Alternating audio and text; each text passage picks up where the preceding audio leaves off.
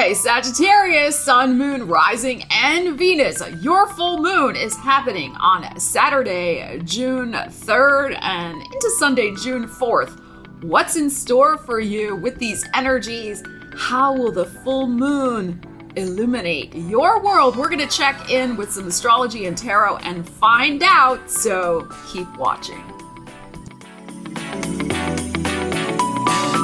So let's start first with some astrological analysis of this full moon, which is happening at 13 degrees of your sign.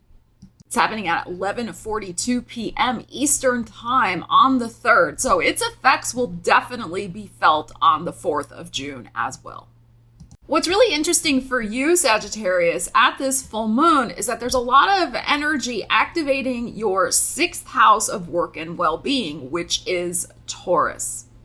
We have Mercury and Uranus conjunct at 19 and 20 degrees of Taurus at this full moon. We also have Jupiter and the North Node also in a very close proximity and within orb of a conjunction at 2 and 4 degrees Taurus as well. Again, in this 6th house of work and well-being. And we have Venus finishing up her sojourn in Cancer. She is at almost 29 degrees Cancer at this full moon. And Cancer is your 8th house of physical, mental, emotional transformation, regeneration, other people's resources, etc. Mars is at 8 degrees Leo at your full moon Sag in your 9th house of the big picture perspective of your life. So I feel like whatever is going to come to light for you at this full moon, like you are going to be able to take action on it and move forward on it. You may want to just sit with it first, whatever information comes to light. But it is going to affect definitely the bigger picture perspective of your life, where you see yourself headed. And Mars is, of course, how we can direct and use our energy, and it's compatible in fellow fire sign Leo. So I feel like there is going to be positive movement forward, I think, for you in work and well-being areas that could bring a transformation to your finances because of the Venus position, particularly in terms of other people's money, okay? And there is a surprise attached to it with Mercury conjunct Uranus. There is something unexpected. You may need to have the dust settle a little before you take action on this agenda that I do think is going to affect, as I said, the bigger picture perspective of your life. This energy, of course, will be in play from now until your new moon on December 12th at 20 degrees of your sign. And at that new moon, the new moon will be trine the North Node in Aries, which is a fantastic energetic situation. We will, of course, do a new moon in Sag video in December when that time comes. But this energy that is coming to a culmination at your personal full moon, I think is going to put you in some sort of exciting new direction, as I said, that you're going to take action on, particularly probably in work-related situations. And it's going to have whatever seeds come to fruition now have connections to some new destiny that will unfold for you in December as well, with that new moon, as I said, trining the North Node. And because the North Node will be going into your 5th house of creativity, whatever gets initiated, especially work-wise, maybe with this full moon, whatever news comes about, whatever epiphanies, realizations that you have, eureka ideas perhaps, again with that Mercury conjunct Uranus could bring mind-blowing news, an idea that's just freaking fantastic to help you maximize resources with that Venus in Cancer, that could just open up, again, brand new opportunities for you in your creative life vis-a-vis your work when we also get into December. So always apply the energies to your life, but definitely look at the threads that connect this full moon's messages and energies to when we get 6 months down the line to your personal new moon. So what we're going to do right now is we are going to dive in with the tarot deck that I love to use for full moon readings. And we're going to see what this surprise message may consist of for you, okay, with this Mercury conjunct Uranus in this 6th house. So there's definitely something percolating here for you. And as we know, full moons bring energy to a peak, and situations, information comes to light. So let's see what the tarot has to say as well for you, Sagittarius. All right, Sagittarius, under Ariel's watchful eyes, I will be pulling cards to find out what this Mercury conjunct Uranus surprise might be for you. With work and well-being, something's percolating here. Let's see. Mercury is officially also out of its shadow zone period from being retrograde previously, so that's good as well. So I think whatever information is coming to light, you can trust, because Mercury is fully powering forward. Oh, we have the Knight of Cups. And we have the 8 of Wands. There's that Leo. Interesting, with the Mars in Leo. And it's at 8 degrees Leo. Wow. 9 of Pentacles. Some money, Virgo. Which is your 10th house of career. Aries, the Emperor. I'm getting chills down my legs. Oh my goodness. And the Knight of Swords. Wow, Sag. All right. This is very good. Okay, so it's interesting that we start with a cat butt.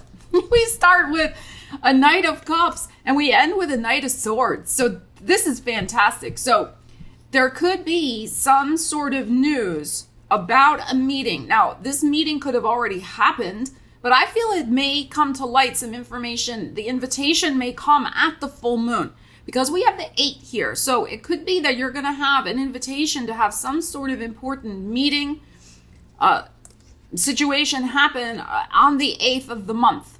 Okay. Or it's something to do with Leo season. That's also possible. It could be that you have an important, offer, invitation, meeting scheduled. It also could be that all of a sudden the dam breaks loose. Okay, what you have been just, you're like, is this ever going to happen? Is there ever going to be the clients? Is there ever going to be the job offer? Is like this situation ever going to get going for me? Whatever we're talking about here. Okay, it is getting going for you, and it's getting going for you in a very rapid fire way with the 8 of Wands. And there may be more possibilities than what you're currently sitting with or thinking there are. So a Knight of Cups is also, to me, a very fresh emotional reboot, reset, change. So whatever's coming in, it's coming in super fast. Okay, we have this and this. Knight of Swords is also a fast energy. It's charge ahead, like fearlessly charging ahead. The Emperor also with this Knight of Swords. And it's something excellent. The 9 of Coins is in your heart. So, this can be about your personal paradise, about financial security, something connected with your career, because it is the 10th house of career for you. There could be all of a sudden, if business has been very slow, there could all of a sudden be lots of offers for your services, like, people hiring you and saying, we want you to do X, Y, Z, all of a sudden, like coming out of the woodwork, and your heart is just feeling super pumped, like, wow, this is happening for me. I'm really building my empire here. And also with the Aries, especially for my Sagittarius who are self-employed or have their own side hustle. Because of this self-employment we have with the Emperor and with the 9 of Coins, there just could be like amazing, rapid progress for you with this full moon energy, whatever's coming out for you. Now, it's also possible, because remember, Mercury's conjunct Uranus in that 6th house, as I was saying in my astro prologue. So Mercury conjunct Uranus can bring just sudden downloads of ideas. And I feel like that's possible also with the Knight of Cups here, like this, and the 8 of Wands, like all of a sudden, like this creative channel just opens for you. And you download not just, good ideas, but ideas that could make you a lot of money. The 9 of Coins, like really positively affect your finances. And you can find a way that could, an idea, a a project, a solution, a service, whatever. You're going to find something that could be appealing to a lot of people, okay? Because also the Venus is happening in that very end, the anaretic. It's almost at that 29th anaretic critical degree at this full moon in your 8th house of other people's money. So especially those of you who, like I said, have your own business, work with clients, sell products, services, coaching, whatever, you could really come up with a genius way for a program or a solution, whatever, to reach your people and have them just all of a sudden, like the floodgates open. And remember, this is like getting the ideas or the epiphany, the download at this full moon, which then you parlay into inspired action over the next 6 months. Okay, so that's what we're talking about here with these energies. And also with the Aries, as we were saying, the North Node is going to be going into this creative zone, the Aries, for you in the middle of July.